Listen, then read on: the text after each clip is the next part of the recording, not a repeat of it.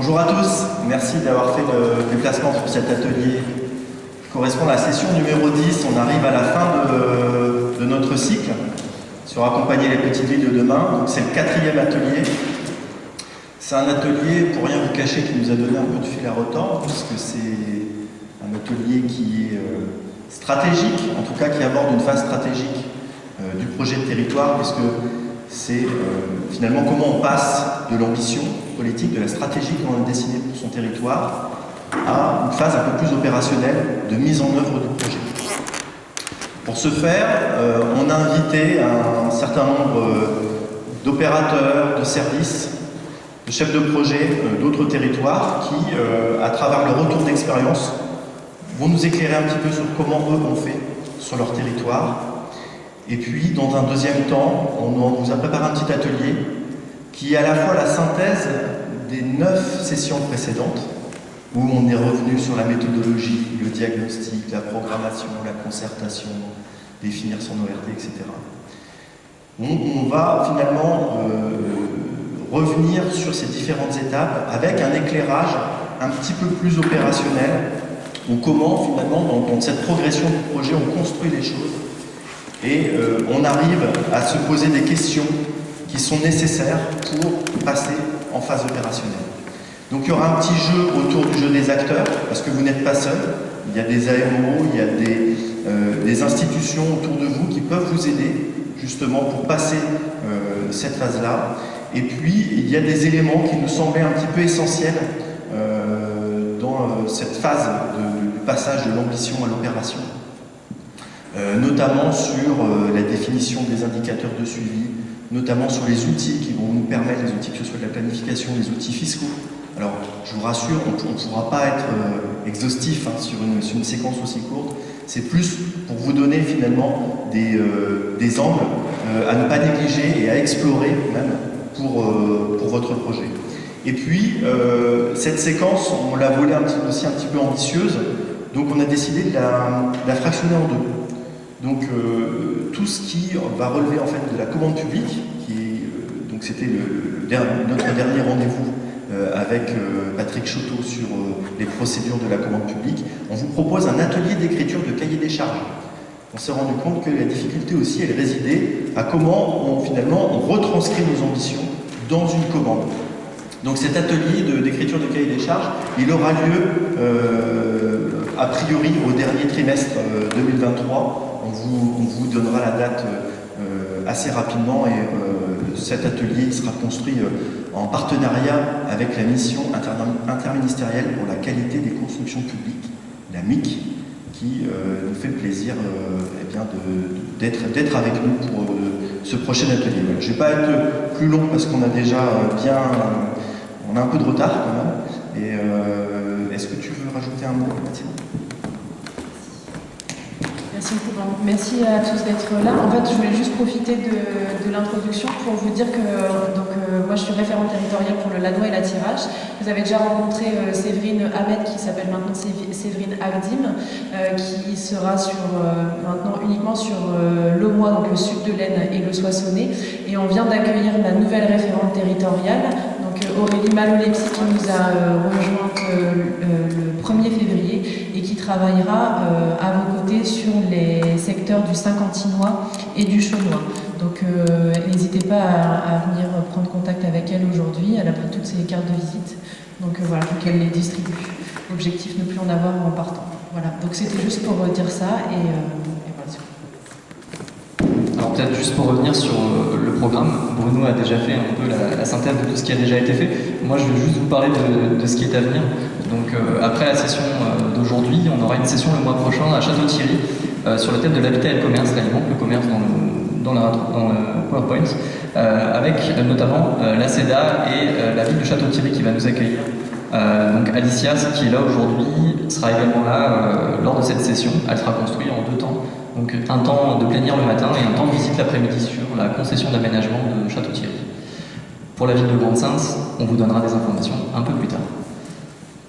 Pour le programme d'aujourd'hui, on s'est construit en 3 temps. Donc un temps s'inspirait, donc des retours d'expérience de Clément Charat et de Quentin Poilvé, qui sont les chefs de projet respectivement de Soissons, de Laon et de Soissons, qui vont présenter comment eux ils ont mis en œuvre leur ERT, notamment sur la mobilité et sur des projets de commerce et de cadre de vie.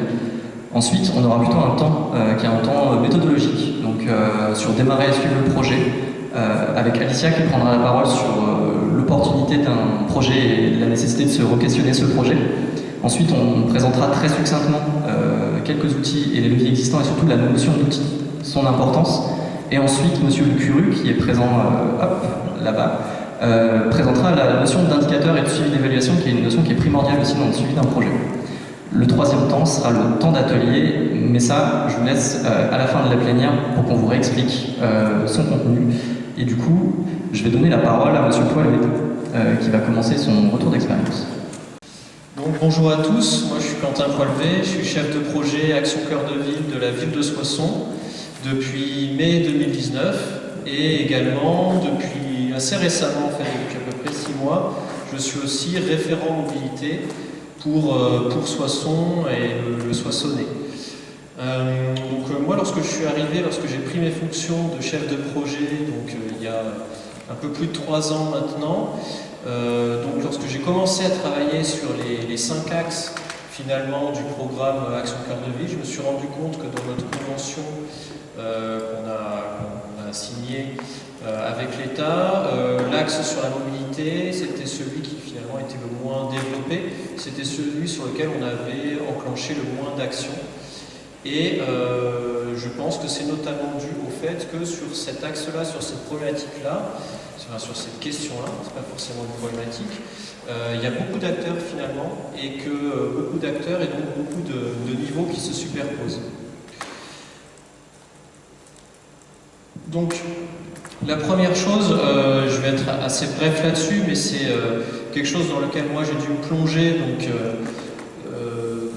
donc voilà, je voulais vous le dire. Ce qui est intéressant lorsqu'on travaille sur la mobilité, c'est de bien revoir le cadre, et notamment de voir la dernière loi, la loi d'orientation des mobilités, qui généralise le concept d'autorité organisatrice de la mobilité, donc AOM, et qui la dote de nouveaux moyens d'action, et notamment on passe du concept finalement de compétences autour du transport à vraiment une compétence autour de la mobilité.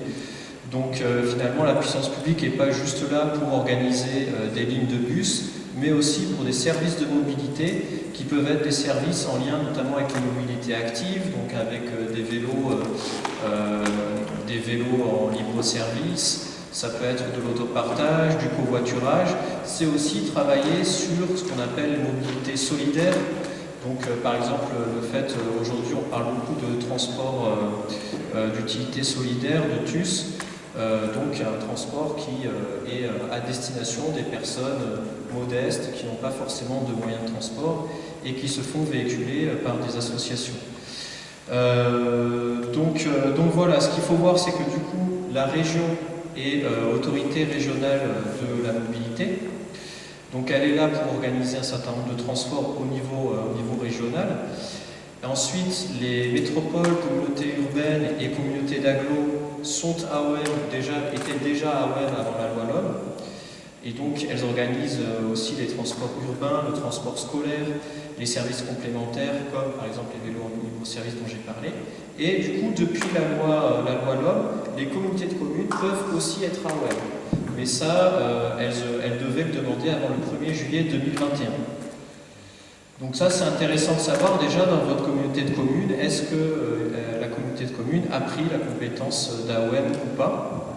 Donc là, il y avait une carte qui était sortie, qui est celle-ci, qui montre, d'ailleurs c'est intéressant que finalement dans les régions plutôt au nord, en général les communautés de communes ont pris la compétence d'AOM, mais alors que dans les régions plutôt du sud, elles n'ont plutôt pas pris la compétence d'AOM.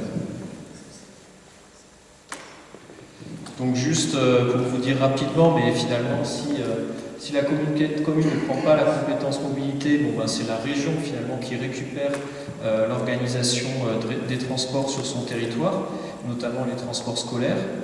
Et par contre, si la communauté de communes prend la compétence sur les mobilités, finalement elle pouvait prendre une part plus ou moins importante de la compétence, ou sinon partager un petit peu avec la région.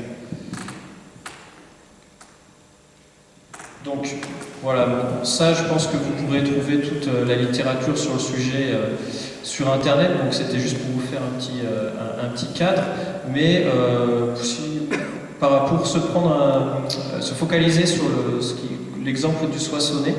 Donc comment ça se passe à Soissons? Donc à Soissons, évidemment, comme acteur, il y a la ville de Soissons, avec le service voirie, mais il n'y avait pas de service dédié à la mobilité à Soissons, à la ville de Soissons, avant que je sois nommé sur ce poste. Grand Soissons Agglomération, donc Grand Soissons Agglomération, comme son l'indique, c'est une agglo, donc elle est à AOM. Mais en fait, elle a délégué cette compétence au CITUS, qui est le syndicat intercommunal des transports urbains du Soissonnais, et elle n'a pas de service non plus dédié à la mobilité. Le CITUS, donc c'est le syndicat intercommunal, donc qui en fait rassemble 41 communes, donc des communes de l'agglo du Soissonnais, mais aussi des communes d'autres agglos. Donc là, ça fait une complexité supplémentaire, puisque le CITUS ne représente pas uniquement Grand Soissons Agglomération, il représente aussi d'autres communes de la périphérie de Soissons. Et c'est un syndicat qui est essentiellement en charge de la gestion des moyens de transport en fait, de bus, donc que ce soit le bus scolaire, le bus urbain ou le bus à la demande. Voilà, et donc finalement, même s'il a eu le transfert de la compétence mobilité de la part de l'agglo, c'est plutôt le CITUS, il a plutôt des compétences techniques et pas des compétences vraiment en termes de stratégie pour le développement des mobilités. Et puis ensuite, il y a le PETR, donc le PETR du Soissonnais et du Valois, donc qui regroupe quatre intercommunalités. Et l'objectif, c'est de mettre en place des projets au niveau de ces 4 intercommunalités, donc des projets structurants pour le territoire, notamment en termes de tourisme, mais aussi en termes de mobilité. Et c'est pour ça que, notamment dans ce cadre-là, a été fait un schéma directeur cyclable, donc à cette échelle-là du PETR. Mais le PETR, voilà, c'est un seul agent, et finalement des moyens, des compétences, des objectifs différents aussi selon les collectivités. Il faut voir qu'entre Grand Soissons Agglomération, donc qui est une agglo, et par exemple la communauté de communes d'Ouchy-le-Château, ben voilà, il n'y a pas forcément les mêmes compétences et les mêmes ambitions. Donc j'ai fait un petit schéma pour essayer d'expliciter tout ça. Alors ça sort uniquement de mon cerveau et il y a certainement des choses qui sont contestables dessus, mais c'est uniquement ma vision des choses actuellement. Donc vous voyez, j'ai placé la région, donc AOM régionale, qui organise, finance différents services comme les transports interurbains, donc avec la RTA notamment dans l'Aisne ou avec le TER Hauts-de-France. J'ai placé aussi donc Grand Soissons Agglomération, AOM, mais qui a délégué sa compétence au CITUS. J'ai placé aussi la ville de Soissons, malgré tout, qui intervient sur les questions liées à la voirie, de mobilier urbain, d'occupation du domaine public. Et puis enfin, j'ai placé le PETR du Soissonnais et du Valois, donc avec les 4 EPCI qui le composent. Donc la situation, c'était celle-là à Soissons, c'est-à-dire qu'il y a beaucoup d'acteurs qui n'avaient pas forcément, on va dire, l'habitude et la culture de se parler entre eux et de se coordonner. Et c'est un peu mon rôle aujourd'hui, voilà, c'est un peu de faire le lien entre ces différents acteurs et de mettre en place des actions coordonnées entre chacun.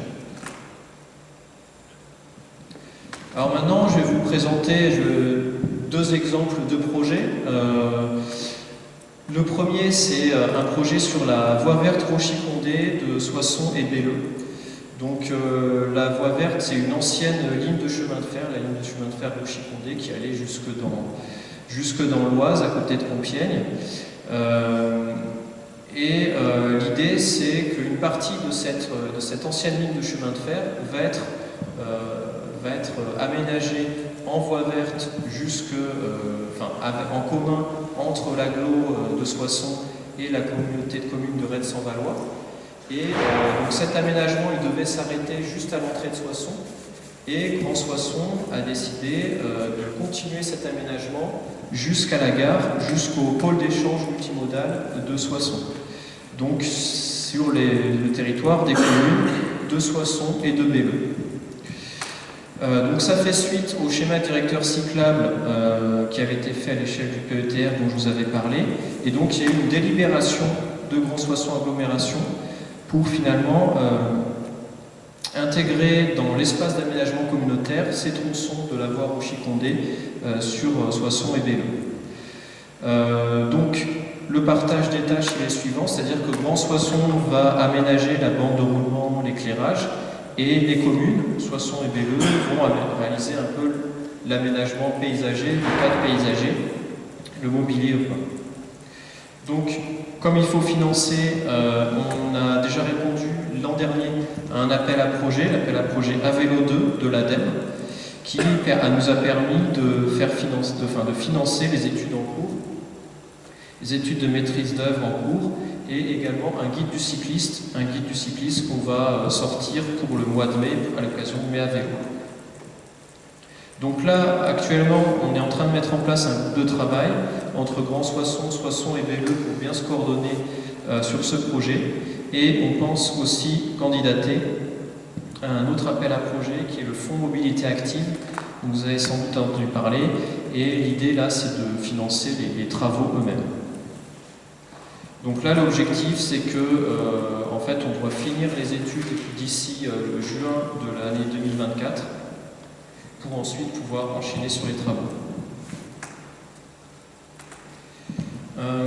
Voilà, donc là, j'ai mis juste une petite cartographie qui vous montre, en fait, c'est en vert foncé, vous voyez la future voie verte, et là-dessus, on ne voit pas le pôle d'échange multimodal.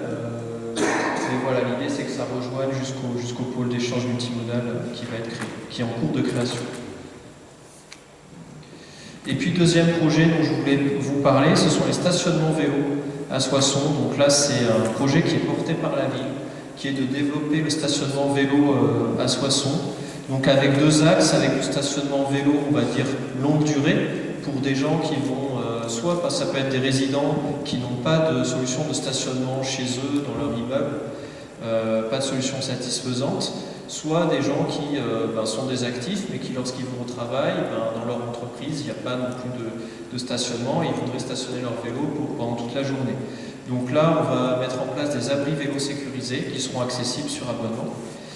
Et puis, d'autre part, c'est des stationnements vélos de courte durée, où là, l'idée, c'est de dire simplement pour des gens qui vont faire une course, ou qui vont chez le médecin, ou voilà, qui se déplacent dans la ville. L'idée, c'est qu'il y ait des appuis vélos en nombre plus important dans les rues et au niveau des différents sites municipaux. Donc là, l'an dernier, j'ai recensé les besoins. Donc, comme je l'ai marqué, on a un besoin d'au moins 360 places de stationnement courte durée à créer et 5 abris vélos sécurisés. Donc on a fait un plan prévisionnel d'investissement que je vais vous montrer tout à l'heure. Et donc on a regardé pour des financements, donc notamment via le programme Alvéole Plus, qui est un programme CE qui est porté par la FUB et qui permet en fait de faire une demande de manière très simple sur leur site internet. Et puis ensuite on a fait aussi une demande, il y a une demande qui est en cours du coup auprès de l'État via la DSIL, et on a aussi sollicité Grand Soissons Agglomération. On a eu un accord de l'ABF sur le modèle de l'abri vélo sécurisé, je pense que c'est assez important. Et puis voilà, l'objectif c'est que toutes ces installations soient réalisées pour le mois de mai, pour l'occasion de Mai à vélo. Donc voilà, je voulais juste vous montrer le plan de financement prévisionnel, donc pour vous montrer qu'on est en hors taxe à environ 130 000 € sur 3 ans. À 130 000 € sur 3 ans, et donc l'objectif c'est voilà, d'avoir des financements de manière assez importante, 80%, mais évidemment on fera le projet, peut-être pas à cette échelle, mais on fera quand même le projet, même si on n'a pas tous les financements. Voilà juste un exemple d'abri vélo sécurisé qu'on veut installer. Et puis, lorsque vous aurez le document, je pense la ressource qui pourra être diffusée, je vous avais mis un certain nombre de ressources intéressantes sur la question du vélo. Voilà. Je ne sais pas si je prends des questions. Merci pour la présentation. J'ai juste une question sur le vélo. Il paraît pas couvert, le vélo Si, c'est en fait c'est un abri vélo. En fait, c'est des portes qui s'ouvrent, qui coulissent. Et là, sur cet abri vélo, il prend en taille, c'est une place de stationnement en voiture. Et vous avez 6 stationnements vélo sécurisés et séparés les uns des autres. C'est-à-dire que c'est vraiment, vous n'avez même pas besoin d'attacher votre vélo lorsqu'il est dans le box, parce qu'il n'y a plus personne d'autre qui peut y avoir accès. Donc ça, c'est un système qui est développé par La Ruche à Vélo, qui est une entreprise nantaise. J'ai une autre question, je ne peux pas vous autoriser la parole. C'est concernant vos demandes de subvention. J'avais regardé moi pour du Val-de-Lay et qui n'est pas à Well. Et moi j'étais confronté au fait qu'ils avaient un minimum de distance pour pouvoir prétendre aux subventions. De distance, de longueur d'aménagement cyclable. C'est ça. Moi je les avais pas, donc j'ai pas pu prétendre. Est-ce que vous savez s'il y a des modifications qui seraient envisagées ou pas pour élargir ça peut-être aux communes rurales qui vont ni l'AOM ni le budget Ça c'est dans le fonds mobilité active et je crois que celui de cette année, je crois que c'est à peu près la même chose. Enfin, j'ai pas regardé, mais ouais.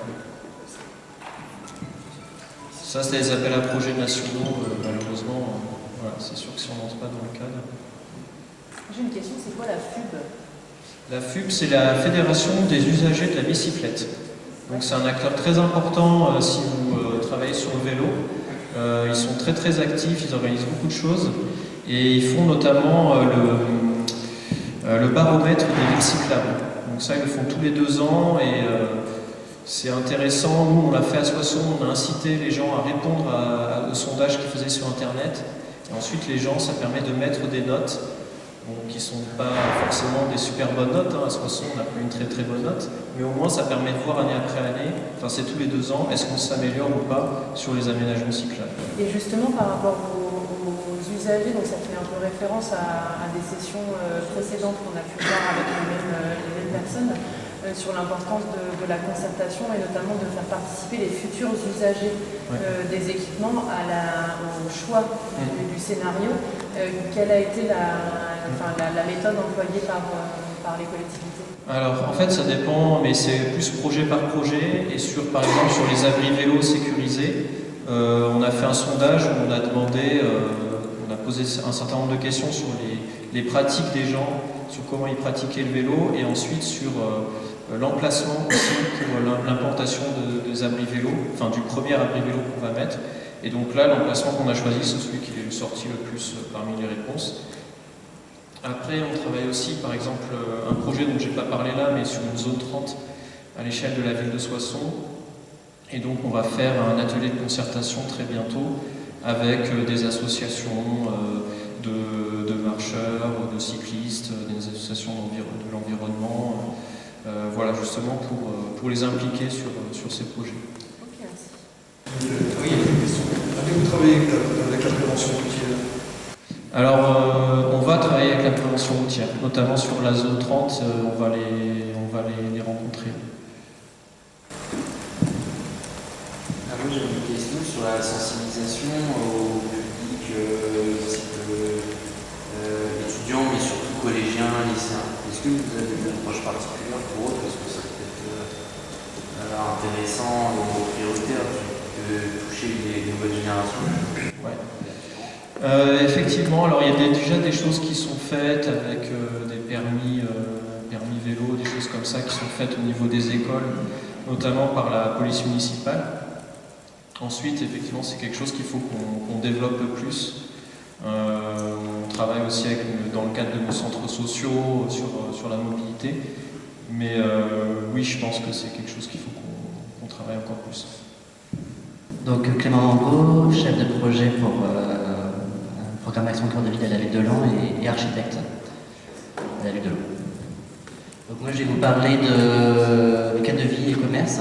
Donc je vais plutôt être dans un cas d'étude sur le projet de la halle de marché qu'on est en train de construire sur le quartier de Vaud et vous expliquer de la volonté d'élus à la concrétisation du projet, comment on est arrivé à ce projet.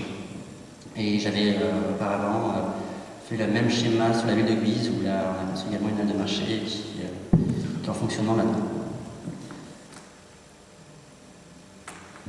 La difficulté de Laon, c'est qu'on a 3 cœurs de ville. On a la ville haute, le quartier de Vaux, le quartier gare. Donc déjà en termes de commerce, c'est quand même une certaine difficulté puisqu'on travaille sur trois quartiers différents avec 3 problématiques différentes. Et quand je suis arrivé en 2018 pour le poste de directeur de projet, il y avait une volonté d'élu, c'était de construire une halle de marché. Plutôt dans le quartier de Vaux, c'est là où il y a le marché hebdomadaire, tous les jeudis, le grand marché de l'arrondissement qui accueille beaucoup de monde et beaucoup de marchands. Mais ce marché était en perte de vitesse. On n'a pas de halle, donc il se met sous le pont, sur un terrain, sur le parking de Vaux. Je ne sais pas si vous voyez où se situe, on va voir après dans différents plans. Et il y avait également une sorte de friche qui était là, une friche MBK, l'ancien magasin qui était là.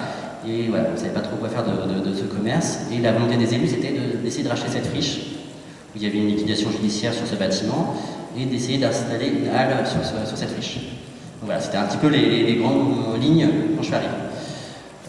Ok, d'accord, maintenant on retravaille un petit peu le projet, on questionne la volonté politique, et on essaye d'agrandir les périmètres pour un petit peu voir où on peut aller. Est-ce qu'il faut donner plus d'ambition au projet? Est-ce qu'on garde cette volonté-là? Comment convaincre d'aller plus loin dans le projet? Donc c'est un petit peu ça les éléments.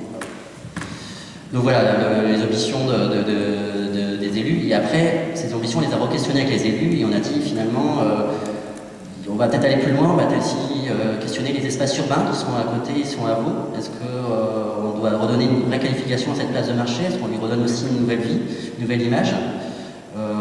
Il y avait aussi comment on peut rendre plus attractif. Est-ce que le lieu qui était choisi par les élus était la bonne solution? Comment développer aussi encore plus ces liens et ces mobilités douces aussi à travers ce projet? Le quartier de Vaux, c'est un quartier qui fonctionne bien, c'est là où il y a un peu de vacances, mais voilà, par rapport à la ville haute. Et comment lui redonner encore plus d'attractivité? Comment essayer d'améliorer les choses? Créer un nouveau dynamisme commerçant, densifier l'activité commerçante, redonner la visibilité au quartier. Et puis c'était également une entrée de ville, le quartier de Vaux, donc aussi redonner cette image d'entrée de ville à la ville de Laon à travers ce quartier et également ce lien avec le pont. Donc voilà, toutes ces ambitions et tous ces objectifs qui avaient été un petit peu retravaillés avec les élus. Et finalement, après ces liens, je vais vous mettre sur le plan, on s'est re-questionné. Alors la friche qui était identifiée par les élus, c'est la... Je ne sais pas si on a fait le plan, je n'ai pas de... C'est ici. Voilà. Au début, voilà, c'était cette volonté-là, c'était d'acheter cette friche et de créer la halle ici. Et finalement, on s'est recautionné à l'ensemble du quartier de Vaux, à l'ensemble de la place, à l'ensemble de la rue commerçante, et donc avoir une vision plus élargie du programme et du projet. Et finalement, on a décidé de déterminer un périmètre d'études un peu plus élargi qui est ce périmètre ici. Finalement, on re-questionne l'ensemble de la place, on re-questionne l'ensemble du sous-pont. C'était aussi un élément important qui est une problématique sur cet environnement. Cet lien avec cette friche, puisqu'on garde toujours cette friche dans notre idée, dans notre projet, et également tout le lien finalement entre la friche, la rue commerçante et la place. Donc finalement, d'une petite friche, on a agrandi le périmètre de volonté et d'ambition du projet à tout cet ensemble. Donc finalement, d'un projet de construction d'un bâtiment, on est passé à un projet d'aménagement urbain avec l'intégration d'un bâtiment. Donc on a un petit peu changé la vision, puisque finalement, une halle de marché fonctionne aussi avec son environnement et avec ce lien autour et avec la place. Donc voilà, on a tout avec la place de marché. Donc on a bien re-questionné toute la question et finalement, on est parti sur ce périmètre. Donc déjà, une première avancée en analysant. En parallèle de ça c'était la volonté, on a lancé également toutes les études de première phase du programme Action Cœur de Ville, qui étaient les phases d'initialisation, on va dire, avec toutes les phases d'études urbaines. On appelait ça l'étude 360 degrés, qui provenait aussi bien d'habitat, du commerce, du foncier. Et donc on a aussi toutes ces études avec des experts nous ont permis aussi d'identifier les différentes problématiques et d'intensifier ce projet de halle de marché et d'intégrer. Et parallèlement à ça, on l'avait également intégré dans la convention FISAC. Donc il y avait aussi une convention FISAC qui a été établie avec cet objectif de halle de marché dedans. Donc finalement, voilà, on a fait des études à côté, le projet d'ambition, avec l'ambition politique, et ensuite après le projet global. Donc c'était cette analyse de diagnostic qui a été menée à travers les différentes études, la détermination du périmètre, que je vous ai expliqué à l'instant. Et ensuite, on est passé à une phase de concertation. Donc là, on a fait une concertation vraiment très localisée sur le quartier de Vaud. Donc on a fait des permanences sur le marché. On a installé une petite tonnelle.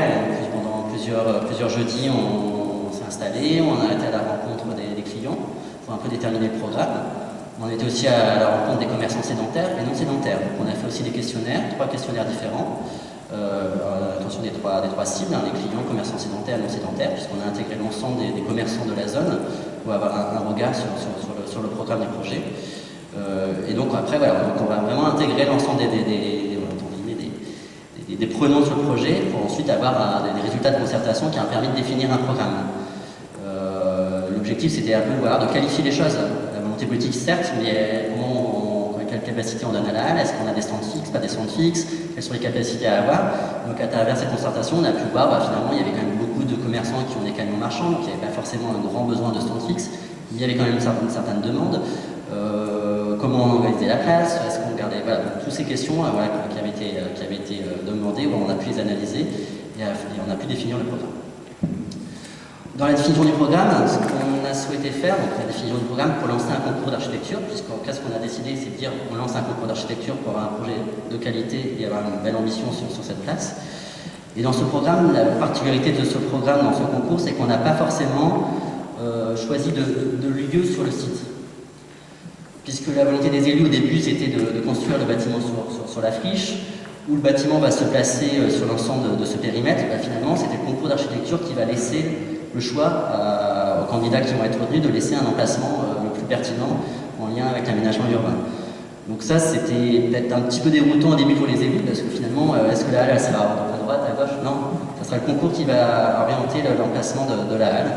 Et parce que les élus étaient encore peut-être encore envisagés en disant, finalement, l'emplacement le plus intéressant, c'est quand même sur la friche. Et bon, finalement, on a dit pourquoi pas, mais bon, c'est le concours et les architectes qui vont être retenus qui vont décider l'emplacement précis. Et finalement, on s'est rendu compte que les 3 projets, on avait 3 emplacements différents et aucune sur la friche. Donc voilà, donc finalement, le regard des architectes je pense, était le bon.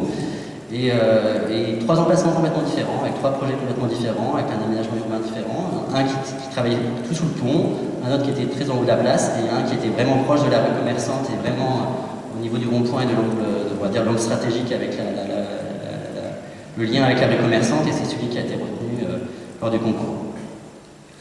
Donc finalement, les élus ont été tous enthousiastes sur le projet à la fin du concours, et donc finalement, on a acté cet emplacement à travers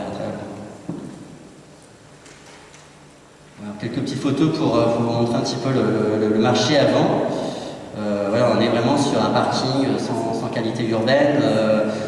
Quand il pleut, tous les commerçants se mettent sous le pont. On a également aussi un pont qui était un peu vétuste, et là on a eu également la chance que le département décide de le rénover en même temps que notre projet. Donc finalement, ça crée une émulsion pour que le département fasse des travaux sur le pont. Et donc là, il y a une première phase de rénovation qui est finalisée, puis la deuxième phase qui commence en avril. Voilà. Et donc le lien avec la rue commerçante, voilà un petit peu le contexte de Vaud. Et on voit que c'est quelque chose d'aménagement très sommaire. Pourtant, c'est une entrée de ville, c'est le centre commerçant de Vaud, et c'est le lieu où quand même il y a une activité tous les jeudis qui se met en place. Voilà un petit peu le sous de pont, le marché qui se déploie. Je vais revenir sur la liste. Donc le lancement du concours d'architecture, donc l'écriture du programme, donc là tout le lien avec le service, on va dire, juridique et service marché de la collectivité pour lancer ce concours. Un concours d'architecture, c'est pas facile à mener, c'est quand même beaucoup de boulot, la compétition des jurys. Nous, on s'est fait assister d'un AMO aussi pour toutes les procédures qui sont assez strictes et assez, il y a quand même une première phase, on sélectionne des candidats, 3 candidats, nous on avait sélectionné. Et on avait une quarantaine de premières offres. Donc voilà, il faut déterminer les 3 candidats et après lancer la deuxième phase où là on a 3 projets qui arrivent et après on va sélectionner un des projets. Donc toute cette procédure de concours d'architecture. On a toujours été en lien avec l'ABF, ça c'est important aussi, qui a toujours été au début du programme jusqu'à la fin du projet, avoir son avis, avoir ses retours. pour que le projet ensuite au niveau du permis de construire passe tout seul et qu'il n'y ait pas de difficulté et qu'il soit, voilà. Le but de l'ABF c'est toujours qu'il soit au courant de tout et ce qu'il n'aime pas c'est être surpris des infos. Donc, voilà. Donc il faut également bien penser au diagnostic archéologique. Nous on a quand même eu, voilà, on a eu un diagnostic archéologique à faire sur la place. Donc le projet a été retravaillé un petit peu en fonction des résultats du diagnostic archéologique. Donc toujours aussi bien penser à cette phase de diagnostic archéologique qui peut aussi avoir des incidences importantes sur le projet. Et après il y a toutes les phases d'études complémentaires qui doivent être menées sur ce type de projet. Les études complémentaires, donc c'est toutes les études liées au géomètre, liées à la qualité de l'eau, voilà, tout ce qui se prend en compte. On a aussi retravaillé un petit peu l'éclairage, donc on a aussi des études complémentaires par rapport à tout ce qui était études sur les capacités lumineuses dans le quartier. Et ensuite, après, toute la phase d'études avec l'architecte, il prend quand même un petit moment, quasiment une année d'études, entre la faisabilité architecturale et le lancement des travaux. Il y a quand même du travail pour affiner le projet. Globalement, notre projet il est quasiment, il respecte vraiment les grandes lignes du concours, mais il y a quand même quelques modifications. Par exemple, on a eu notre projet, on a voulu garder un arbre qui était sur la place, et finalement, le projet du concours était trop proche de l'arbre, donc il a dû être déplacé. Donc voilà, il y a quand même eu des petits aléas qui font partie du projet. Un projet bouge toujours. Et après, il y a toute la partie de lancement des marchés de travaux, qui est aussi une étape importante et compliquée, surtout au moment où on les a lancés, où c'était assez difficile d'avoir des entreprises qui répondent à tous les lots, et on a dû relancer plusieurs fois les marchés de travaux, parce qu'on a quand même eu pas mal de lots infructueux lors du premier marché.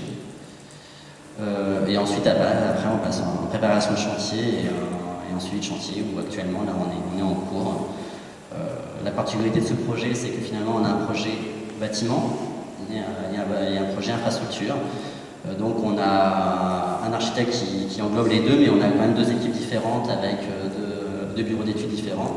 Donc on a, par exemple, on a les réunions de chantier c'est le lundi, on a le matin infra et l'après-midi le bâtiment. Et c'est la coordination entre les deux lots, entre les deux parties qui des fois un petit peu compliquée. Mais nous, ce qu'on a voulu, c'était un projet d'ensemble, un projet qui lie aussi bien l'aménagement urbain que le bâtiment, par un projet global de requalification. Je peux vous faire un petit écho sur le projet. Donc voilà un petit peu ça c'est les éléments du concours d'architecture. Donc on voit bien l'ensemble, même dans le concours finalement les gens avaient déjà englobé aussi la phase des deux ronds-points. Ce que nous on va retravailler également à prendre interne, c'était hors périmètre, mais voilà, ça nous a donné aussi une idée en disant bon, il faut peut-être aller encore un peu plus loin dans le périmètre. Ce qui nous avait pas, pourquoi on l'avait pas intégré au tout départ dans le périmètre, c'est parce que c'est la voirie départementale, donc on ne pouvait pas lancer un concours sur la voirie départementale.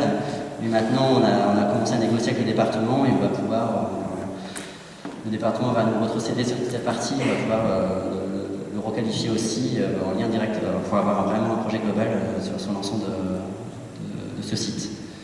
Donc la halle, c'est le bâtiment qui se déploie ici en deux parties. Halle polyvalente, c'était aussi une volonté des élus à travers le programme et la concertation qu'on a eue, d'avoir un lieu qui ne servait pas que au marché, mais qui servait également à d'autres manifestations. Par exemple, à des courses aux livres, à des brocantes, voilà, un lieu qui vit, un lieu multi-usage. Et donc cette halle, elle se déploie en deux parties. Il y a une partie, on va dire, où il y a les stands fixes. Donc là, on aura 5 stands fixes, on aura une boucherie, une poissonnerie, une fromagerie, une buvette et un stand pour laquelle là, on va lancer un AMI qui sera ouvert, on va dire, une bonne partie de la semaine, et l'autre partie polyvalente, où là, le marché peut se déployer, donc le marché du jeudi. Donc ça sera essentiellement l'alimentaire qui sera à l'intérieur de la halle. Et après peut-être d'autres jours, en fonction des AMAP ou un marché des producteurs qui peut se mettre en place avec la Chambre d'agriculture. Et ensuite, le marché qui se déploie sur une nouvelle place qu'on crée. On crée toute une ligne de parking sur le haut. Actuellement, le marché était sur l'ensemble de la place, mais c'était assez dissolu. Et finalement, il n'y avait pas de parking quand les gens venaient au marché. Donc là, on recrée toute une ligne de parking sur le haut. Et le sous-pont devient tout un espace, on va dire, ils appellent ça un espace actif, où on a différents jeux. Donc on a un terrain pétanque qui vient se déployer, des jeux pour enfants, des jeux sportifs, donc tout un endroit qui va vivre en fait, un sous-pont qui va prendre vie. Et ensuite, après, on redéploie le projet jusqu'à la friche que les élus avaient identifiée. Là, ça devient une poche de parking de proximité pour les commerces de la rue. Donc voilà, un projet aussi, toutes les questions de nous, de végétal, des places enherbées, voilà, toutes les questions aussi qui viennent donner de la vraie qualité. Et on vient recréer des mini-parkings autour de la halle qui peut aussi servir de terrasse. Voilà un petit peu les différents bâtiments, les deux parties du bâtiment. L'objectif aussi, c'était que ce bâtiment travaille en lien avec la paix commerçante, donc qui est ce lien visuel et qui vient recréer vraiment un nouveau front au niveau de la place. Voilà une petite perspective du projet vu de la place de marché, où on voit bien la jonction avec la rue Jeanne-le-Duc. Quelques petites coupes. On voit bien la différence entre la partie fixe et la partie polyvalente. Et donc les deux parties peuvent se lier ensemble. Il y a un système de murs coulissants qui vient s'ouvrir ou se fermer en fonction des différents usages qu'on donne à la halle, en fonction des jours de marché. Et voilà un peu une perspective intérieure. Donc là, on se retrouve dans la partie fixe où il y a les différents stands. Et là, sur l'arrière, on voit la partie polyvalente avec le mur rideau qui est ouvert et qui vient créer cette jonction entre les deux parties. Et à travers les différentes portes, on voit tout l'aménagement urbain qui a été créé autour, où on a vu, dans la concertation, un des éléments qui est revenu, c'est qu'il y a eu beaucoup de gens qui veulent marcher pour aussi un lieu de convivialité, pour voir des échanges, donc, finalement, cette place et cette halle, il devait aussi devenir un lieu où les gens pouvaient se rencontrer, donc c'est pour ça qu'il y a beaucoup d'aménagements urbains, avec des sortes de gradins où les gens peuvent se rencontrer, et notamment beaucoup de personnes âgées qui sont dans le quartier, qui ont besoin de ce lien. On a fait... Et voilà la halle qui là on est on va dire au niveau du rond-point et la halle qui se déploie, donc qui vient jouer avec la rue Jeanne-le-Duc, avec ce jeu de volume aussi qui reprennent un peu les volumes du pont de Vaux. Et voilà, et c'est une nouveau parvis qui se crée et qui vient créer vraiment un espace de convivialité. Donc on passe quand même d'un parking un peu tristouné à un endroit de vie, de convivialité en entrée de ville. On a quasiment retrouvé le nombre de places qu'avant. Grâce aussi à la petite friche qu'on détruit, où on retrouve 25 places. On en perd un petit peu, mais globalement, puisqu'avant on avait une contre-allée, où il y avait des camions qui se garaient, donc on était vraiment sur un espace très routier, où finalement la contre-allée on l'a supprimée, ça ne servait à rien. Le stationnement des camions n'avait pas de place en cœur de ville. Donc voilà, avec tout cet aménagement de l'ensemble de la place, on est quasiment au nombre de places qu'on avait avant.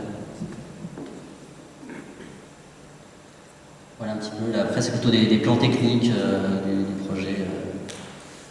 Et voilà, un petit peu des phases de travaux du chantier, où là on commence, tout l'aménagement urbain avance bien, et puis début de semaine on a eu le premier portique en bois de la halle qui a été monté, et donc d'ici 15 jours la volumétrie du bâtiment va prendre forme, donc là ça commence à être assez intéressant. Donc ce qui est intéressant dans ce projet, c'est de voir la volonté de l'élu, des ambitions, mais finalement d'avoir élargi le périmètre, d'avoir élargi la programmation pour avoir un projet vraiment plus intéressant. Et finalement, est-ce que la petite halle sur la friche qui était prévue aurait été pertinent ou pas? Est-ce que finalement ce bâtiment englobé dans la structure urbaine existante était... Voilà. Est-ce que maintenant finalement on a créé un nouvel équipement qui va vraiment recréer une entrée de ville, qui va vraiment être un nouveau souffle et d'attractivité pour la ville, et créer également tout cet aménagement urbain qui redonne vraiment une qualité à cette entrée de ville et qui recrée d'espace de vie, d'espace de ville à la place de l'espace routier. Voilà un petit peu l'avancée du projet jusqu'à l'inauguration prévue normalement pour septembre-octobre si tout va bien. Il y a un peu de retard, mais voilà. Voilà le projet. Je ne sais pas si vous avez des questions. Le sondage que vous avez fait, ça remonte à quand? Est-ce que ça remonte avant le Covid ou bien pas? Dans la mesure où on a une différence énorme au niveau de la consommation actuellement entre des gens qui allaient facilement marcher et C'était un projet avant Covid, donc la concertation, c'était une concertation avant Covid. Alors c'est vrai que dans la programmation, le nombre de stands, d'étals fixes, voilà, c'était des questions. Après, il y a eu des choix de fait. Mais on s'est rendu compte qu'il ne fallait pas une énorme quantité de stands fixes. Mais là, on a la demande. On a déjà 4 stands qui sont quasiment bouclés. gonfler. Et pour la buvette, on va lancer plutôt un appel à projet pour avoir quelque chose d'intéressant. Parce qu'on sait que la buvette dans la halle, ça va être aussi l'élément attractif et qui va attirer aussi un public. Et le but de la buvette, c'est qu'elle crée aussi un lien avec d'autres commerçants, avec le poissonnier, avec la boucherie, avec la fromagerie, et qu'il y ait vraiment une sorte de lien entre l'ensemble des commerçants pour faire vivre cette halle. En fait, là, on est en train de finaliser tout l'aménagement, toute l'organisation avec les commerçants. La buvette, ça sera une buvette permanente. L'ouverture de la halle, ça sera sûrement du mercredi au dimanche matin.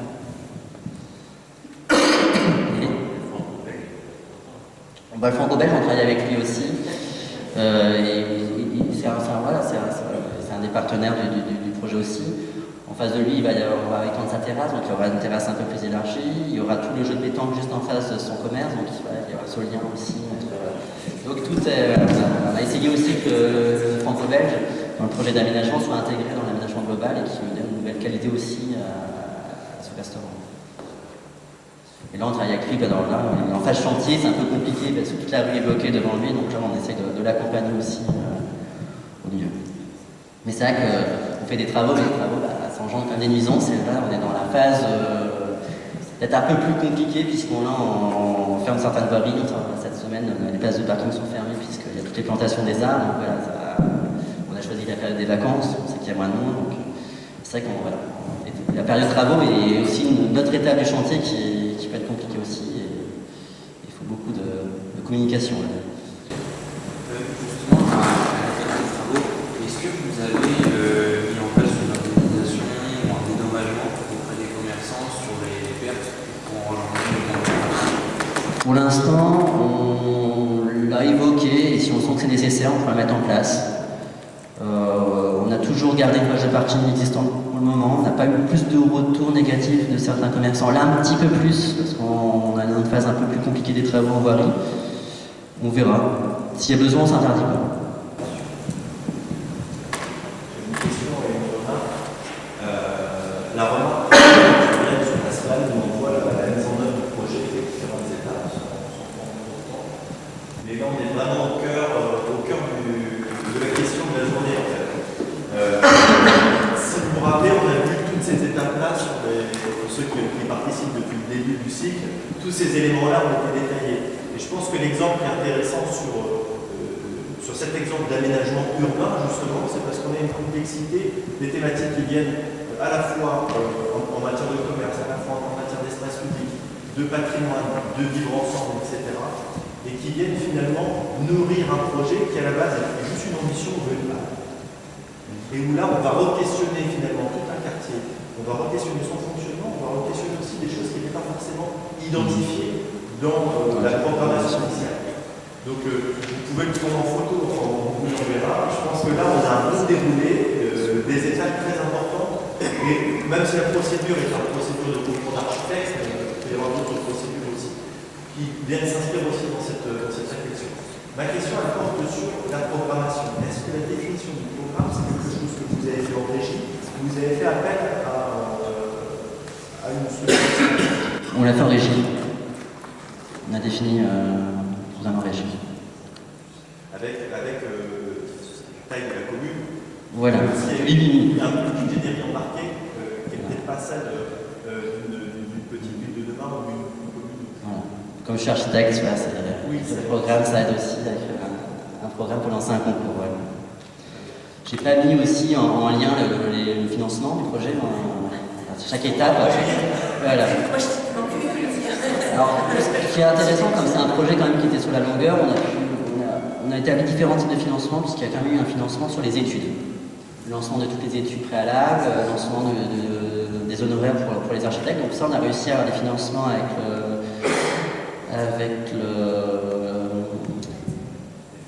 le FNADT. Voilà. Donc là, on a quand même une base de financement grâce à ça, qui permet déjà d'envelopper la première phase. Et après, on a eu du décile sur le projet, une belle enveloppe de décile. On a eu la première enveloppe aussi de la région, Cœur de Ville. Et là, on retravaille sur une enveloppe région aussi. Donc voilà un petit peu les financements qu'on a sur le projet. Et on arrive à peu près à 45% de financement sur le projet.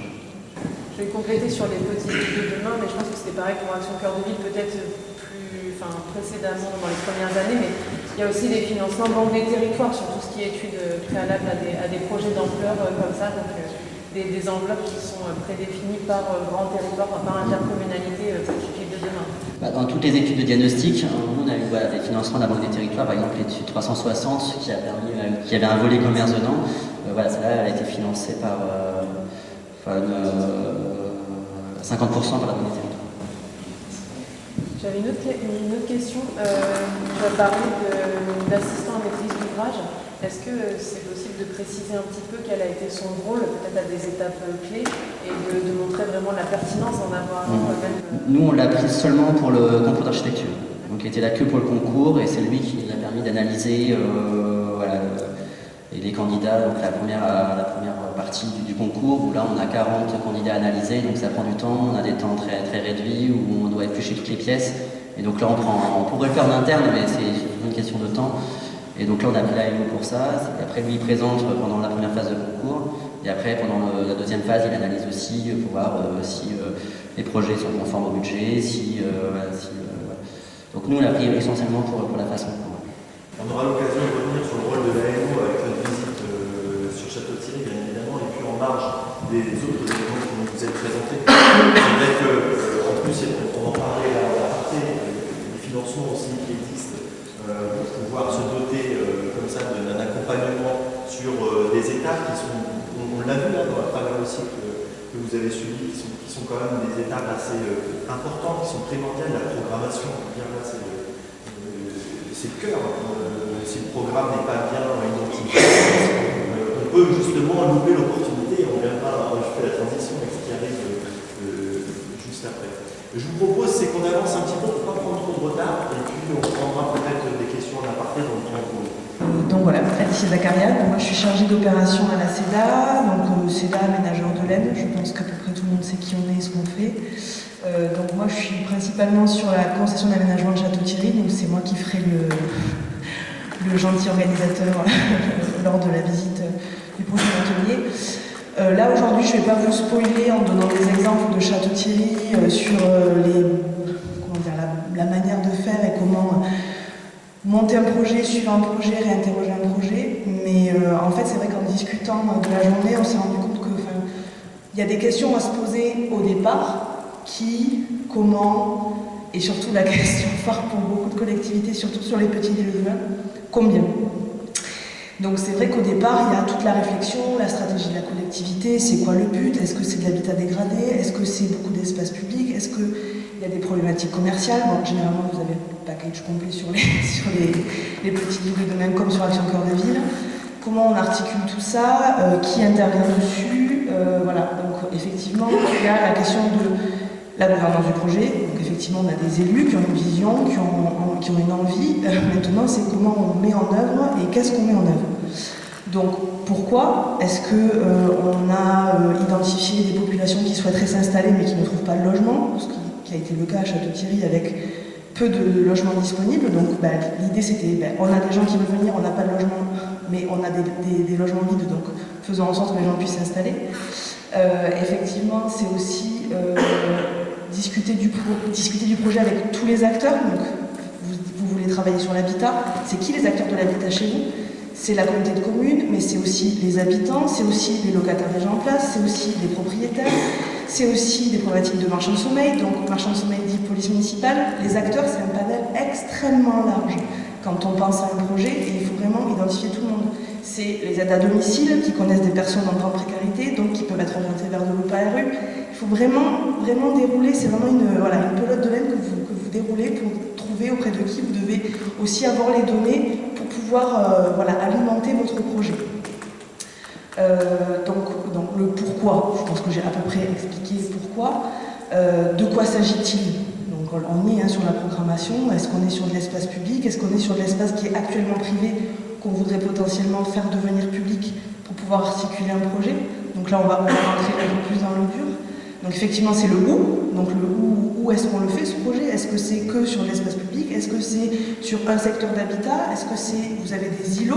Est-ce que vous avez juste une intervention ponctuelle sur quelques bâtiments qui sont dangereux, qui sont représentatifs d'une qualité architecturale de ça c'est le où. Et aussi, il y a aussi le combien. Et le combien va aussi vous faire réinterroger votre projet initial. C'est-à-dire que la stratégie, c'est de se dire, j'ai envie de faire ça pour telle raison, avec telle personne. Vous faites un pré-programme, mais en face de ce pré-programme, il faut des chiffres. Sans chiffres, vous ne pouvez pas vraiment décider du projet que vous allez monter parce que vous connaissez les capacités que vous avez au niveau des collectivités. Maintenant, c'est au vu du montant pour mettre en œuvre le projet que vous imaginez. Vous pouvez aussi prioriser, c'est-à-dire dans le temps. Vous allez avoir par exemple un certain nombre d'îlots, un certain nombre d'espaces publics. Vous allez pouvoir vous dire la priorité c'est j'ai un immeuble qui est prêt à tomber, ça doit être un des îlots sur lequel on doit agir en premier, ça va coûter tant et vous allez budgéter. Après vous avez je ne vais pas rentrer dans le détail, mais vous avez des procédures qui peuvent coûter de l'argent et donc le combien va aussi vous faire des choix. Et ça malheureusement, on sait que ça arrive partout, même dans des collectivités comme Château où on dit que c'est une grande ville, mais il y a eu beaucoup de choix. Et c'est ce que je disais quand on discutait, vous prenez l'image d'une cartographie projet en 2016, vous prenez l'image de la cartographie projet en 2023, ce n'est plus la même. Et le combien, au-delà des leviers d'action, on va dire juridique, le combien a aussi orienté et obligé le politique, que ce soit clair, à faire des choix. Donc ce combien, je suis un peu rabat-joie parce que il y a des projets, on a des envies, des ambitions, mais malheureusement après la réalité du terrain fait qu'on est obligé aussi de s'adapter et aussi ça pousse aussi à se poser des questions de comment, par qui.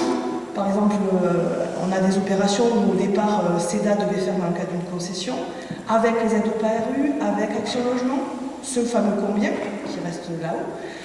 Initialement, le combien faisait que CEDA allait faire parce qu'on était sur une opération qui était déficitaire, donc une opération de réhabilitation de logement, mais grâce à l'OPARU et grâce à Action Logement, finalement on n'était plus sur une opération déficitaire, donc c'est plus CEDA qui fait. Et c'est qui fait, c'est plus CEDA, et il n'y a plus de déficit, donc c'est plus la ville qui porte, c'est un opérateur privé. Donc le combien aussi a permis de définir le par qui et le comment. Voilà. Et je pense que voilà. Et l'objectif final de ce combien, j'ai vraiment souhaité qu'on le mette à la fin parce que c'est une vraie question qu'on se pose, c'est comment on met en œuvre un projet. Et donc on a effectivement listé in fine cette mise en œuvre de projet avec cette question, et enfin ce listing de questions qui est important, c'est quoi la démarche du projet. La stratégie foncière, c'est ce dont on vient de parler, elle est aussi issue du qui est propriétaire. Est-ce que c'est la ville qui est déjà propriétaire?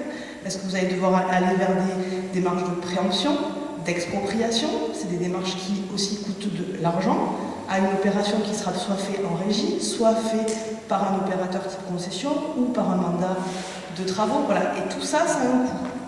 Et je le redis, vraiment, ça guidera les choix du projet une fois. Mais là, on est bien tous d'accord sur une chose, c'est que le projet doit être clair et défini en amont, mais le budget doit être quelque chose qui suit, qui est un peu la ligne, on va dire le fil rouge, voilà, d'une opération.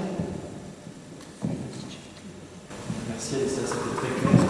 Je vais rajouter, je vais revenir juste sur la petite phrase, l'opportunité n'est pas opportuniste. L'opportunité, c'est quelque chose qui répond à un réel besoin du territoire. L'opportuniste, c'est d'abord une opportunité en se disant tiens, on vient de récupérer un chantier, on va faire un investissement. On va couvrir déjà des habitants alors qu'il n'y a pas de réflexion qui est faite sur son commune dégradé, sur comment résilier la vacance, etc.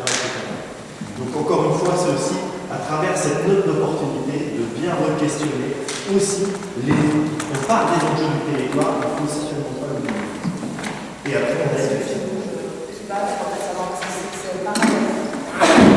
Pourquoi on a commencé. C'est ça. Et c'est comment on articule tout un type de procédure de financement.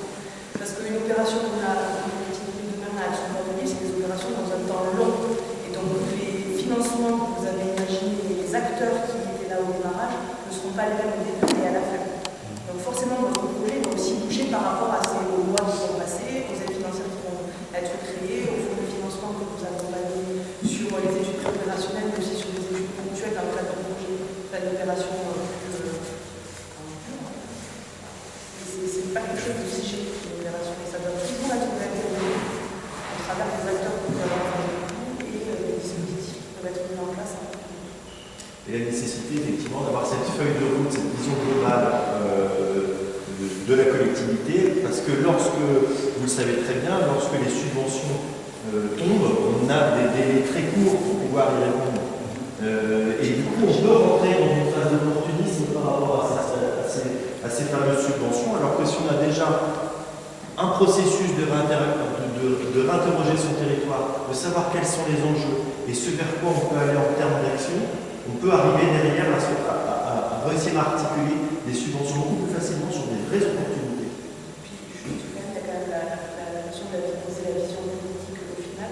C'est aussi, elle permet aussi d'embarquer tout un jeu d'acteurs. Donc ça, j'en reviendrai la prochaine fois, mais le rôle de l'ensemble des acteurs permet aussi de porter un projet. C'est-à-dire que si on prend l'exemple de la mise à dégrader, si tout le monde n'a pas le même discours, ça ne peut pas fonctionner. C'est vraiment chacun va prendre sa terre à l'édifice d'un bâtiment dégradé. Vous voulez le propriétaire face, tout le monde ait la même vision et porte le même discours. Ça, c'est très très important. Merci pour la transition sur le jeu des acteurs, parce que c'est ce qui arrive juste après. Alors, il y a un petit intermède sur les outils. Alors, je vais être très rapide parce qu'on ne peut pas être exhaustif sur les outils en fonction des thématiques. Il y a tout un tas d'outils qui existent et le propos, c'est plutôt de dire qu'il est nécessaire dans toute réflexion du projet de prendre un temps pour bien identifier vos outils. Et si je devais donner un exemple, c'est un exemple que je maîtrise le plus parce que c'est de là que je viens, de la planification. Il ne faut jamais oublier que la planification, c'est la traduction de votre stratégie de revitalisation et de votre stratégie de projet. Donc l'outil, notamment les outils de PLU, où on parle par exemple de mobilité ou d'habitat, avec les PLH, les plans de déplacement urbain, ce sont aujourd'hui des outils que vous devez mobiliser pour mettre en œuvre vos projets. Ils doivent traduire vos projets, et la planification, c'est des documents qui sont évolutifs et qui doivent qui vont aussi évoluer et qui doivent évoluer en parallèle en fait de ces stratégies qui vont être mises en œuvre. Donc, si je devais dire quelque chose d'important, c'est de bien prendre un temps pour identifier au préalable tous les outils qui vous permettront de mettre en œuvre vos projets, et surtout sur la planification, de ne pas oublier que le PLU est un outil de la collectivité dans lequel on doit retranscrire vos stratégies, notamment de revitalisation. Et c'est pas parce qu'un PLU ne permet pas à un instant T de faire votre projet qu'il faut le voir comme un obstacle. Il y a une itération entre projet et planification. On peut aussi faire évoluer le PLU, parfois de manière simplifiée, parfois de manière un peu plus, mais en tout cas, ne pas hésiter aussi à manier ces outils-là pour pouvoir faire le projet d'énergie. Oui, merci pour la transition, Bruno. Moi, je vais intervenir très rapidement sur, là aussi, des éléments qui sont des outils à la conduite de projet. C'est tout ce qui relève du suivi des projets et de l'évaluation des projets ou des programmes, notamment dont on parle, celui PPP et celui aussi que je suis avec Quentin et Clément, qui concerne Action Cœur de Ville. Le suivi et l'évaluation, effectivement, c'est un moment très très important du projet. On a tendance à considérer d'ailleurs que ça vient à la fin, en disant maintenant, s'il faut mesurer les impacts, on va les mesurer maintenant que c'est fait, on va pouvoir les mesurer. Or, en réalité, c'est plutôt une démarche qu'il faut anticiper, que ce soit tant pour le suivi, qui est une logique de reporting, que la partie évaluation. Alors, contrairement à Quentin, moi je vais d'abord citer mes sources. Je suis allé chercher en fait tu l'as fait après, à la fin. Donc moi je suis allé chercher des éléments que j'ai trouvés dans le cursus de formation à l'évaluation locale qui est destiné aux directeurs de projet de programme Action Cœur de Ville en ce moment. Donc un cursus mis en place par l'ANCT et qui est piloté par l'agence phare. Donc je suis allé glaner un petit peu comme ça des éléments qui étaient plutôt intéressants. Quand on cherche un peu une définition de l'évaluation, il y a celle-là qui est plutôt pas mal. Elle a 4 mots-clés. Tout d'abord, c'est celle de la connaissance. Donc ça, c'est un point très important. L'évaluation, c'est de la production de connaissances. C'est même un acte de création, je dirais, pour le coup, puisqu'effectivement, on transforme des objectifs, une volonté, une vision, une ambition, sous la forme d'indicateurs, d'enquêtes, etc. Donc on produit de la connaissance qui sera utile effectivement pour apprécier les autres mots-clés qui sont les effets qu'on produit, la politique qui a été mise en place, le programme qui a été mis en place ou l'action qui a été mise en place. Ça va permettre également de mesurer l'impact réel supposé ou ressenti de la part notamment des usagers, par exemple, sur là aussi sa politique, son programme, son action. Et puis le terme également de pertinence qui est très important parce que on peut avoir une idée très précise, le sentiment qu'on répond véritablement à la demande et aux besoins, et finalement la mesure de cette pertinence va peut-être soit nous enchanter, en considérant que finalement on avait raison, tout prouve qu'on avait raison et tout est mesurable, ou alors peut-être qu'on s'est un petit peu trompé, ou qu'on s'est un peu écarté des besoins réels, ou que finalement on les a peut-être pas re-questionnés au bon moment, ce qui pourrait effectivement avoir un impact sur la réussite du projet et demain les conditions de son fonctionnement et de sa vie. Alors quand on a dit ça, pourquoi évaluer? Alors là on pourrait se dire oui, encore un truc à faire, c'est pas mal.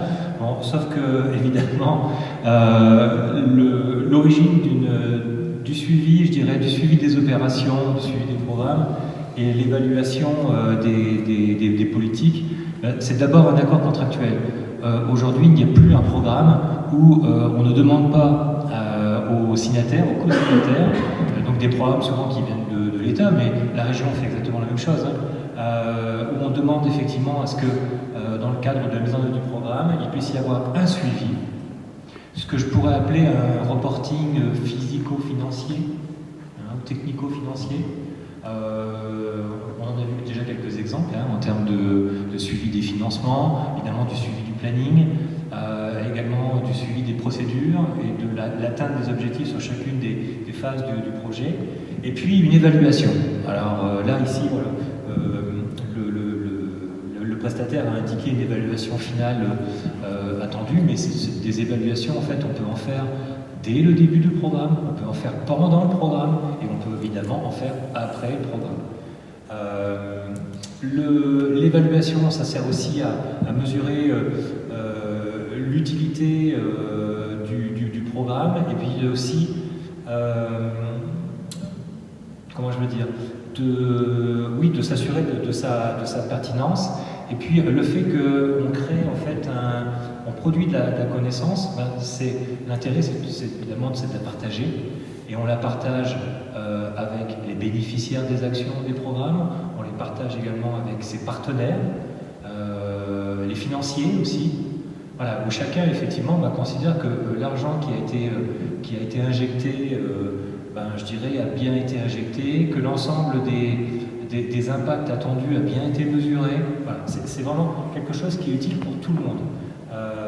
Et puis aujourd'hui, on sait qu'il y a des attentes fortes en matière d'évaluation. Elles ont été rappelées assez récemment par la Cour des comptes dans le cadre d'une première évaluation des programmes Action Cœur de Ville, où effectivement la Cour des comptes a rappelé que l'évaluation locale était essentielle pour pouvoir effectivement juger de la pertinence du programme qui a été mis en place. Elle est jugée à l'échelle d'ailleurs à l'échelle de la nation, tout simplement. L'État a mis 5 milliards. Est-ce que les 5 milliards ont bien été dépensés? Est-ce qu'ils ont été, quand je dis bien dépensés, est-ce qu'ils ont été bien dépensés sur les axes qui étaient prévus? Et puis, c'est aussi important au niveau local parce que une partie de ces 5 milliards sont arrivés sur un territoire, sur une ville, et aujourd'hui il est important de savoir si chacune des actions a bien joué son rôle. Donc on est vraiment sur un outil de mesure, mais aussi de pilotage politique, que ce soit à l'échelle du gouvernement jusqu'à l'échelle du conseil municipal, voire même des conseils citoyens quand on peut en avoir. Donc voilà, pourquoi évaluer des enjeux multiples, enjeux externes, enjeux internes. J'en ai un petit peu parlé, donc on va pas trop aller dans le détail par rapport à ça. Ce qui est intéressant, c'est qu'effectivement, une évaluation bien faite, un suivi bien fait, c'est important, mais une évaluation bien faite, c'est vraiment aussi vraiment un outil, un vrai outil. En termes de méthodologie, en termes de maturité sur le suivi et l'évaluation, on a un petit peu tous les cas en France. Donc ça, c'était une analyse qui avait été synthétisée par Agence Phare. On a effectivement donc les outils de suivi et d'évaluation. Sur le suivi, je dirais qu'on est sur un classique et une base pour tout le monde, c'est le reporting des actions et le suivi financier. Donc ça, c'est vraiment un grand classique. On a besoin à tout moment, dans la mise en œuvre du programme, de savoir si les subventions escomptées ont bien été perçues, si elles ont bien été mobilisées. On a besoin également de savoir où on en est au niveau du taux d'engagement des opérations. On a besoin de savoir sur chacune des opérations ou des actions où on en est dans chacune d'entre elles, à quel niveau du processus qu'on a vu tout à l'heure avec Clément sur la halle du marché, où on en est dans chacune de ces moments de procédure. Là, on est dans le suivi, on a du reporting. Il y a également le suivi au ressenti. Alors là, je dirais que c'est du suivi, mais c'est aussi ce qu'on appelle l'évaluation à la satisfaction. Voilà. Alors, c'est pas très mesurable en général. C'est rarement fait de manière méthodologique. Mais là, effectivement, on est quand même sur un outil qui est entre les deux, où effectivement, on pose la question à des usagers. On a le sentiment de pouvoir bien mesurer un peu les changements qu'ont pu apporter. Voilà, on regarde un petit peu quelle est l'évolution de la fréquentation d'un espace public et on se dit ah oui, il était mieux fréquenté qu'avant. Voilà, là on est entre les deux.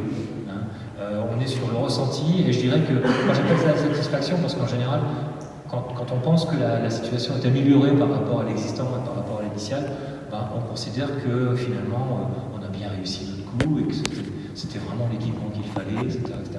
Mais ça, pour le mesurer, ça ne marche pas. C'est là qu'intervient l'évaluation, avec des démarches plus ou moins structurées. Il faut avouer que la grande majorité des collectivités qui s'engagent dans l'évaluation, en général, ont du mal à structurer sérieusement leur évaluation, ce qui est un petit peu normal, parce que quand on a un programme où on a une trentaine d'actions, faire de l'évaluation sur 30 actions, c'est énorme. Faire de l'évaluation sur un programme complet où il y a 5 axes, etc., c'est pas si évident. Et donc en général, on a... Et puis ça prend énormément de temps. C'est pas Quentin qui dirait le contraire, ça prend énormément de temps de travailler sur des indicateurs, de bosser sur des enquêtes de terrain. Voilà, ou monter des ateliers d'évaluation, c'est pas si évident que ça. Donc je dirais qu'aujourd'hui, le must du must, c'est l'évaluation structurée. Évidemment, c'est un objectif vertueux, mais on arrive rarement quand même à ce cas-là. Moi, je l'ai testé 2 fois dans ma carrière, imaginez, elle a presque 30 ans maintenant, donc voilà, ça prend du temps, mais c'est très très intéressant. Alors, je vais passer très vite sur les questions évaluatives. N'empêche que ce sont des éléments importants, il faut toujours se poser des questions à n'importe quel moment d'un projet. On a vu qu'effectivement, on se pose des questions à tous les niveaux et on se pose également des questions sur les choix évaluatifs qu'on va mener. Voilà. Et finalement, ils relèvent quasiment de la même démarche intellectuelle. C'est-à-dire, effectivement, aujourd'hui, notre projet, il sert à quoi ? Il est fait pour quoi faire, quel impact on escompte et on attend du projet qu'on met en œuvre. Et ces questions-là, elles sont importantes parce qu'elles vont permettre in fine, de définir les outils et la méthode pour l'évaluation. Donc à partir du moment où on se pose ces questions-là. Les hypothèses, aussi qui est important, ça, c'est celle des impacts attendus, mais je dirais que c'est aussi celle qui permet de définir l'atteinte des objectifs initiaux qu'on s'était fixés pour le programme, là et encore, et pour chacune des actions. Alors, il y a plusieurs échelles d'évaluation, à l'échelle nationale, à l'échelle des pays, à l'échelle d'axes thématiques. Donc là, on est très en lien avec, que ce soit Action Cœur de Ville ou Petite Ville de demain, ou une échelle à l'échelle de chacune des actions. différentes temporalités au moment de la mise en œuvre. On appelle ça l'évaluation itinéraire. On peut même d'ailleurs faire presque de l'évaluation avant la mise en œuvre de l'action, dès lors qu'on se fixe quels sont les objectifs à atteindre à partir d'une valeur initiale, bien évidemment. Donc ça, on appelle ça l'évaluation ex ante. On est dans le latinisme total. Et après la mise en œuvre d'une action, on est sur l'évaluation a posteriori. Ça, c'est des temporalités de mise en œuvre. Mais quand on est par exemple dans des logiques de mesure d'indicateurs, ce sont des mesures qui peuvent être faites, et là on définit notre temporalité. Ça peut être des mesures qui sont faites mensuellement, trimestriellement, annuellement, voire sur la durée totale du programme, au début du programme, à la fin du programme. Tout dépend évidemment aussi de la donnée disponible et de la donnée mobilisable. Donc là, ce sont des choses qu'on se fixe également importantes. Alors, Agence a dit que la nécessité peut-être de choisir des échantillons d'action. C'est vrai qu'on peut tout évaluer, mais faut-il encore avoir le temps et les moyens de pouvoir le faire. Certaines actions ne sont pas si évidentes que ça à évaluer. Donc on peut aussi à un moment faire le choix de n'évaluer que certaines actions, certains axes, plutôt que d'autres. Tout dépend aussi de la place que représentent ces actions et ces axes dans la totalité du programme. Donc là, il y a peut-être effectivement un choix stratégique. Quelques étapes, toi notamment, Quentin, tu as travaillé effectivement sur un référentiel d'indicateurs qui couvre finalement la quasi-totalité de l'évaluation de ton programme d'action. C'est très rare effectivement. Par contre, parfois, ça peut se résumer à un seul indicateur pour une action, alors que peut-être plein de choses devraient être évaluées. Les indicateurs. Donc les indicateurs, c'est un élément important parce que finalement c'est l'outil qu'on mobilise le plus en évaluation. Un indicateur, c'est une mesure, c'est quelque chose qui est très très important, ça doit être mesurable, une mesure quantitative ou qualitative qui sert à montrer les changements obtenus et les progrès accomplis par le programme. Donc les indicateurs doivent permettre d'apporter des réponses aux questions, c'est évident. Les indicateurs servent à mesurer et identifier des évolutions. Donc là, il est important évidemment de connaître une valeur de base et de viser la valeur de destination, ou de pouvoir en tout cas mesurer à des temps réglés l'évolution de ces mesures. Donc quantitatif, qualitatif, on a des indicateurs de bilan, de résultats, d'impact, qui sont complètement différents selon leur terminologie. On va le voir juste un petit peu après. Des indicateurs qui doivent être clairs, précis et simples. Bah oui, c'est vrai, plus c'est simple, déjà plus c'est facilement mobilisable. Il ne faut pas que ça devienne aussi des usines à gaz. Un nombre restreint d'indicateurs, là aussi c'est très important, on peut tout évaluer, mais il y a un moment, il faut faire des choix. Donc, je dirais qu'aujourd'hui, dans l'idéal, il ne faut pas aller au-delà de 2 à 3 indicateurs pour mesurer la pertinence et l'impact ou l'effet d'une action, sinon c'est beaucoup trop. Ou alors on n'a qu'une seule action à faire, dans ce cas-là on peut en mettre un petit peu plus. Mais non, là il faut vraiment être là. Et la collecte des données doit être faisable. Alors ça c'est vraiment un point hyper important, ça prend énormément de temps, ça mobilise énormément d'acteurs, ça nécessite de mobiliser les sources de données, qui sont souvent des collègues. Ça nécessite aussi d'exploiter toutes les bases de données nationales qui sont à notre disposition et qui existent partout, pour encore pouvoir bien les mobiliser. Et puis les collègues, c'est eux souvent qui produisent la donnée. Il faut savoir effectivement les mobiliser tout le temps, les fidéliser, et là aussi ça demande pas mal de travail. Donc voilà, je parlais des différents types d'indicateurs tout à l'heure. Donc les indicateurs de suivi, en gros c'est le...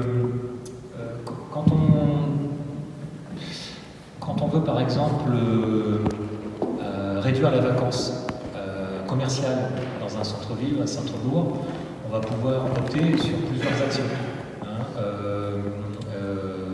Des actions d'acquisition de cellules pour les réaménager et les céder à un commerçant. Ça va être aussi de travailler à l'échelle d'un immeuble. On travaille la partie habitat au-dessus, la partie commerce en bas. On va travailler travailler sur l'animation commerciale, etc. Donc toute une série d'actions. Les indicateurs de suivi, c'est l'objet en fait. Donc là, par exemple, ici, l'objet, c'est la cellule commerciale. Donc l'indicateur de suivi, ça sera par exemple le nombre de cellules commerciales, le nombre de cellules commerciales occupées, le nombre de cellules commerciales vacantes. Voilà, c'est assez simple. L'indicateur de résultat, là c'est le résultat des actions menées. Donc si on a une action pour acquérir une cellule, ça va être le nombre de cellules acquises, ça va être le nombre de cellules réaménagées ou réaménagées en cas de l'opération. Voilà, ça ce sont vraiment les indicateurs de résultats. Et les indicateurs d'impact, évidemment, c'est le taux de vacances. On avait un taux de vacances qui était de temps au début du programme, à la fin du programme, et on l'évalue chaque année. On regarde, si on connaît le nombre de cellules, si on connaît le nombre de cellules vacantes, si les cellules vacantes baissent, le taux de vacances baisse. Et là, pour le coup, on a mesuré l'impact réel des opérations, puisqu'on conçoit que la baisse du taux de vacances est une conséquence, le résultat non seulement des actions quand elles menées, évidemment quand on a un petit peu d'honnêteté intellectuelle, on vérifie quand même qu'il n'y a pas d'impact, d'effets externes, qui peuvent être des effets fiscaux, qui ont joué aussi en faveur de la baisse du taux de vacances. Et puis parfois il peut y avoir des effets contraires, des effets par exemple post-Covid qui ont été importants et qui peut-être mettent à mal tous les efforts qui ont été menés in fine. Donc voilà un petit peu les différents types d'indicateurs. Là rapidement sur les outils de collecte et d'analyse des données, donc évidemment on les prend à partir d'une recherche et d'une analyse documentaire sur des éléments qui sont aujourd'hui assez facilement disponibles. Et ce qui est bien par exemple avec l'ANCT, c'est qu'ils ont passé pas mal de partenariats avec différents partenaires, ainsi que des bureaux d'études et des organismes comme par exemple les notaires de France, ou quelque chose comme ça, qui produisent de la donnée. Et l'ANCT la met à disposition des directeurs de projet, donc ça c'est très intéressant, on les prend. L'analyse quantitative des données, là ce sont par contre, là pour le coup, des données qu'un directeur de projet va être amené à aller chercher lui-même, donc auprès de ses collègues, auprès du département, auprès de la région, etc. Et puis ensuite après, dans la production de données, on peut aussi avoir des enquêtes de terrain, des sites de questionnaires qu'on peut mettre en place pour connaître la vie des usagers, des habitants, des prestations externes quand on a un peu de moyens, des entretiens individuels, ça c'est plutôt pas mal quand notamment on travaille sur les espaces publics, et puis des entretiens collectifs sous la forme d'ateliers. Alors ça se met très rarement en place, moi j'en ai jamais connu, mais c'est quelque chose qui peut être assez intéressant, notamment dans une phase par exemple de concertation. Et puis ensuite après dans une phase de remise de l'équipement, où là en fait on fait un peu revenir les gens, et puis on leur demande un petit peu en gros si c'était bien ce qu'ils attendaient, ce qui va, ce qui ne va pas, et pouvoir éventuellement corriger. Une démarche encadrée dans le temps, avec plusieurs phases. Ça prend du temps. Je pense qu'un an n'est pas une folie. Ça prend quand même pas mal de temps. Et puis, alors sur les indicateurs, j'ai un peu vendu la mèche tout à l'heure en donnant un exemple sur les cellules commerciales, mais on en est bien là. Donc on voit des indicateurs de réalisation, actions réalisées ou non réalisées. Alors là, on pourrait dire que c'est peut-être du reporting, du suivi. Mais en réalité, si on a un programme avec 10 actions et qu'on a mené que 2 actions sur les 10, je peux vous dire qu'en termes d'impact et d'effet, c'est minime, quoi, évidemment. Donc là, c'est quand même important de savoir le coût de l'OPA, les subventions mobilisées, le nombre de logements remis sur le marché, le nombre de façades rénovées. Donc là, je pense qu'on est sur des choses qui vous parlent, puisque vous êtes pratiquement tous en mise en œuvre de l'OPA RU. Après, sur les indicateurs d'impact, c'est l'évolution démographique, l'évolution du taux de vacances commerciales. Pourquoi il a mis 2 fois, d'ailleurs, taux de vacances commerce, taux de vacances commerciales, d'accord. Données de flux et de fréquentation, oui, c'est effectivement des données d'impact importants. Quand effectivement on refait une place et qu'on se fixe des objectifs en matière de polyvalence d'activité ou autre, il faut pouvoir à un moment le mesurer. Comment était fréquentée la place avant l'aménagement. Ensuite, après, quand la place est aménagée, quelle est son évolution en termes de fréquentation? Est-ce qu'il y a plus de personnes? Est-ce qu'il y a plus d'événements? Est-ce que le stationnement a été amélioré? Voilà, c'est vraiment tout ça qu'on fait, et voilà, c'est la fin. C'était un petit peu long, je suis désolé, mais c'est la passion qui parle. C'est la passion. Est-ce que je peux juste faire un... Je voulais, merci beaucoup Laurent, je voulais faire le lien avec ce que vous réalisez en ce moment, en fait, les chefs de projet, bien sûr avec les services et les élus. Vous êtes en train d'écrire vos plans d'action pour vos conventions d'opération de revitalisation du territoire, et on commence à en recevoir en fait des projets de convention d'ORT. Donc on commence à lire ce que vous proposez comme projet, et bien souvent régulièrement, il ne faut pas généraliser non plus, mais on se retrouve avec des projets sur lesquels les indicateurs ne sont pas tellement définis. Et pourquoi ils ne sont pas bien définis? Parce que vos objectifs de projet ne le sont pas non plus. Dès lors que vous n'avez pas répondu à la question du pourquoi est-ce qu'on fait ce projet-là, vous n'êtes pas capable de dire je vais l'évaluer de telle façon, parce que vous n'avez pas défini l'objectif à atteindre. Donc c'est des remarques qu'on vous fait quand on vous donne un avis collectif de l'État sur vos projets d'opération de revitalisation du territoire, c'est retravailler vos objectifs. On ne comprend pas pourquoi vous voulez faire telle et telle action, et on ne comprend pas de fait quels sont les indicateurs de suivi que vous proposez. Donc c'était simplement pour faire le lien avec ce que vous vivez actuellement sur vos territoires. Donc, ce qu'on vous demande, c'est, avec l'animateur qui est à votre table, qui se présentera pour chaque table, et qui finalement elle sera la personne qui va vous guider et qui va vous présenter la fiche action, de réfléchir donc au jeu des acteurs, aux actions, aux outils et aux leviers qui ont pu être mis en œuvre. Ce sera à vous d'y réfléchir. On ne vous donne pas la réponse, ce sera à vous d'y réfléchir. Et puis, de définir enfin quelques indicateurs et suivi l'évaluation pour chacune des actions. Au préalable de ce petit travail, on vous met en fait une frise. Romain, voilà. Une petite frise à trous, et juste pour qu'on se mette bien d'accord sur les différentes étapes qu'on a pu aborder tout au long des présentations qui vous ont été faites, les différentes étapes qui mènent au projet. Donc de resituer de la maîtrise d'usage, de la maîtrise d'ouvrage et de l'AMO, les rôles de chacun, donc le jeu des acteurs, dans la mise en œuvre du projet. Un petit peu sur le même esprit, on a ici le système du jeu des acteurs avec des actions qui sont sur le côté en haut à droite à replacer en dessous de chaque acteur. Ça, c'est le petit jeu pour démarrer, c'est très simple, mais ça permet de faire la synthèse sur toutes les étapes qu'on a pu voir pendant ce cycle. Et après, vous allez rentrer dans le vif du sujet, plus sur le mandat des acteurs, où là, par rapport à l'action qui vous est présentée, c'est d'essayer d'identifier qui de la maîtrise d'ouvrage, qui des prestataires, qui de la maîtrise d'usage, et qui des partenaires institutionnels ont pu être mobilisés autour de cette action.